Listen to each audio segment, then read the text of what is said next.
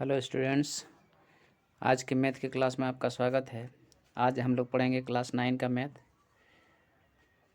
हम लोग पढ़ रहे हैं बेलन, प्रश्नावली 15, प्रश्न है 8। इसमें प्रश्न संख्या 8 में देखेंगे है एक पाइप की आंतरिक अनुप्रस्थ काट का क्षेत्रफल 100 वर्ग सेमी। इस पाइप की लंबाई है 10 मीटर। तो कहता है कि इसमें कितना पानी आएगा। तो आगे हम लोग देखें फिर से, आंतरिक अनुप्रस्थ काट का क्षेत्रफल 100 वर्ग सेमी है। पाइप की लंबाई है 10 मीटर।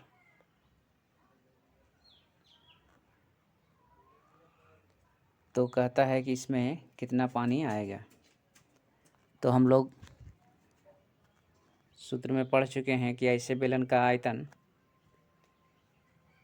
होता है अनुप्रस्थ काट का क्षेत्रफल गुने पाइप की लंबाई। तो अनुप्रस्थ काट का क्षेत्रफल मालूम है 100 वर्ग सेमी है। तो इसको लिखेंगे यहाँ पर अनुप्रस्थ काट का क्षेत्रफल 100 वर्ग सेमी। पाइप की लंबाई दिया हुआ है 10 मीटर।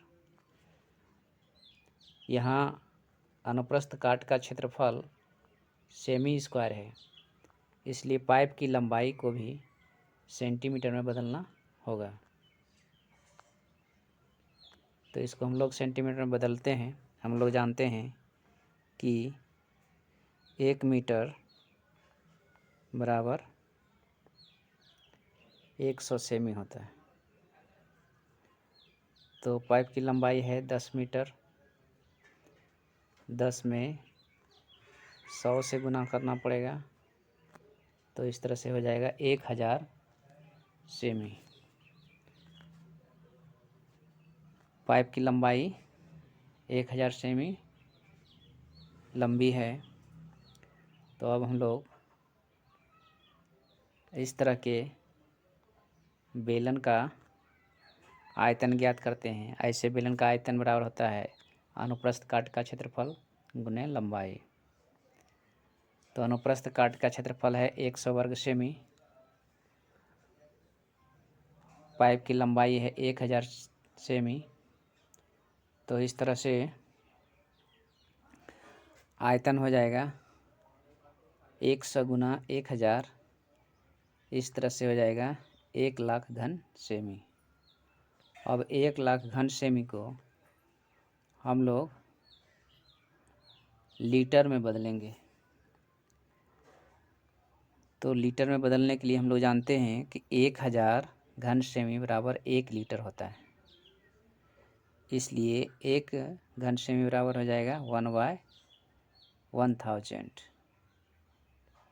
या 1 लाख घन सेमी को हम लोग लीटर में बदलेंगे तो हो जाएगा 1 गुना 1 लाख बटे 1000। इसको काटेंगे तो हो जाएगा 100 लीटर। तो इस तरह से हमारा आंसर हो गया 100 लीटर। अब हम लोग इसका अगला प्रश्न देखें। आगे है एक बेलनाकार बर्तन पानी से पूरा भरा है। ये थोड़ा लंबा प्रश्न है, इसको ध्यान से देखेंगे। कह रहा है कि एक बेलनाकार बर्तन पानी से पूरा भरा है। एक बेलन है, ये पूरा पानी से भरा हुआ है। उसके अंदर एक बड़ा बेलन है, वो पानी से भरा है। उसके अंदर उस बर्तन के आंतरिक व्यास के, अर्थात जो बड़ा बेलन है उसका जो व्यास है उसका आधा व्यास और आधा ऊंचाई के एक ठोस बेलनाकार वस्तु डाली जाती है। बड़ा बेलन में एक छोटा बेलन डाला जाता है। बड़ा बेलन का व्यास जितना है उसका आधा व्यास का और ऊंचाई जितनी है उसका आधा ऊंचाई का एक छोटा बेलन बड़े बेलन में डाला जाता है। तो आप लोग जान रहे हैं कि उसमें पानी भरा हुआ था। जब उसमें छोटा बेलन डालेंगे तो उसमें से जो छोटा बेलन का आयतन होगा उतना आयतन का पानी बाहर निकल जाएगा। तो उसमें जो शेष पानी बचेगा, लिखा है बर्तन में बचे हुए पानी की मात्रा, जो शेष पानी बच जाएगा और शुरू में जो पानी की मात्रा थी उसका अनुपात ज्ञात करना है। उसका अनुपात क्या होगा, तो इसको हम लोग देखें आगे। यहाँ पर हम लोग देखते हैं, माना कि बेलनाकार बर्तन का व्यास 2r, ये व्यास है, इसको 2r ले लेते हैं। त्रिज्या कितना हो जाएगा, त्रिज्या का सूत्र होता है व्यास बटे 2। तो ये पूरा व्यास है 2r, तो 2r में 2 से डिवाइड करेंगे तो r आएगा, तथा ऊंचाई इसका हम लोग h मान लेते हैं। तो इस तरह से बड़े बेलन की त्रिज्या r हुआ और ऊंचाई h हुआ, तो बर्तन में आरंभ में पानी की मात्रा या पानी का आयतन कितना होगा। हम लोग जानते हैं बेलन का आयतन होता है पाई आर स्क्वायर एच। तो पाई आर स्क्वायर एच घन इकाई हुआ।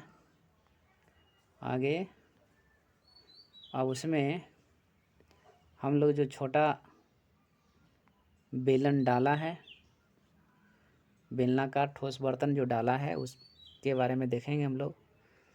तो उसमें लिखा है कि जो बड़ा बेलन का व्यास है उसका आधा व्यास, छोटा बेलन का व्यास कितना होगा, उसका बड़े बेलन का व्यास का आधा। तो यहाँ हम लोग देखेंगे, लिखे हैं कि प्रश्नानुसार डाले गए बर्तन का व्यास जो प्रारंभिक जो बेलन था उसका व्यास का आधा। तो प्रारंभिक बेलन का व्यास था 2r, इसमें 2 से हम लोग डिवाइड करेंगे तो 2 2 कट जाएगा तो हो जाएगा r, यानी व्यास आया r छोटे बेलन का, तो त्रिज्या हो जाएगा r/2। छोटे बेलन की त्रिज्या हो जाएगा r/2। फिर ऊंचाई कहता है आधा, तो ऊंचाई हो जाएगा h/2। तो इस तरह से जो बेलन हम लोगों ने बड़े बेलन में डाला है उसकी त्रिज्या हुआ r/2 और ऊंचाई हुआ h/2। तो हम लोग छोटे बेलन या बड़े बेलन में डाले गए बेलनाकार बर्तन का आयतन ज्ञात करेंगे। तो सूत्र होता है पाई आर स्क्वायर एच। तो पाई की जगह पर पाई होगा, आर के जगह पर त्रिज्या इसका r/2 है, r/2 है, तो इसका स्क्वायर करेंगे तो r/2 का स्क्वायर इंटू ऊँचाई, तो ऊँचाई h/2 है। तो इस तरह से पाई का पाई हो जाएगा, r का स्क्वायर r स्क्वायर हो जाएगा और 2 का स्क्वायर 4 हो जाएगा, फिर हो जाएगा h/2। इस तरह से कैलकुलेशन करेंगे, गुना करेंगे तो हो जाएगा पाई आर स्क्वायर एच और 4 दूनी 8। तो इस तरह से जो डाला गया बर्तन है उसका आयतन हो जाता है पाई आर स्क्वायर 8। अब हम लोग देख लेंगे कि इस छोटे बेलन को बड़े बेलन में डालेंगे, छोटे बेलन का आयतन आया पाई आर स्क्वायर h/8, तो शेष पानी कितना रह जाएगा। तो जो बड़ा बेलन का जो आयतन है पाई आर स्क्वायर एच, उसमें हम लोग पाई आर स्क्वायर h/8 को घटा देंगे तो शेष पानी का आयतन, शेष पानी का मात्रा ज्ञात हो जाएगी। अब इसको हम लोग देखेंगे तो 1 और 8 का एलसीएम 8 हुआ और 1 से डिवाइड करेंगे 8 को तो 8 होगा 8 into pi are square h, तो यहाँ हो जाएगा 8 पाई आर स्क्वायर एच। फिर यहाँ माइनस है, माइनस लिखेंगे 8 से डिवाइड करेंगे 8 को तो 1 होगा और 1 गुना करेंगे पाई आर स्क्वायर एच को, तो 8 pi are square H minus pi are square H हो जाएगा इस तरह से 7 पाई आर स्क्वायर एच बटे 8 हो जाएगा 7 पाई आर स्क्वायर एच बटे 8, मतलब शेष पानी का मात्रा। अब हम लोग अनुपात ज्ञात कर लेंगे। अनुपात में प्रश्न में कहता है कि बचे हुए पानी यानी शेष पानी का मात्रा और जो शुरू में जो पानी था, आरंभ में जो पानी था, बड़ा बेलन में जो पानी था, तो बचा हुआ पानी का मात्रा आया है 7 पाई आर स्क्वायर एच और पहले से था पाई आर स्क्वायर एच, तो अनुपात करेंगे तो 7 पाई आर स्क्वायर एच बट 7 pi are square H into 8 हो जाएगा बाय हो जाएगा pi are square H, 7 pi are square H बटे 8 होगा और फिर हो जाएगा पाई आर स्क्वायर एच। तो इसको हम लोग लिख सकते हैं 7 पाई आर स्क्वायर एच बटे 8 इंटू, ये उल्टा हो जाएगा, पाई आर स्क्वायर एच बटे 1 है तो हो जाएगा 1 by pi are square h. Pi are square h को काटेंगे तो हमारा बचेगा 7/8 बराबर हो जाएगा 7/8। इस तरह से हमारा आंसर आया 7/8। तो इसे आप लोग पॉज करके अपने नोटबुक में लिखें और अच्छा से रिवाइज करें और आने वाला परीक्षा में अच्छा अंक प्राप्त करें। अच्छा वीडियो लगा हो तो इसको शेयर करें, सब्सक्राइब करें। Thank you.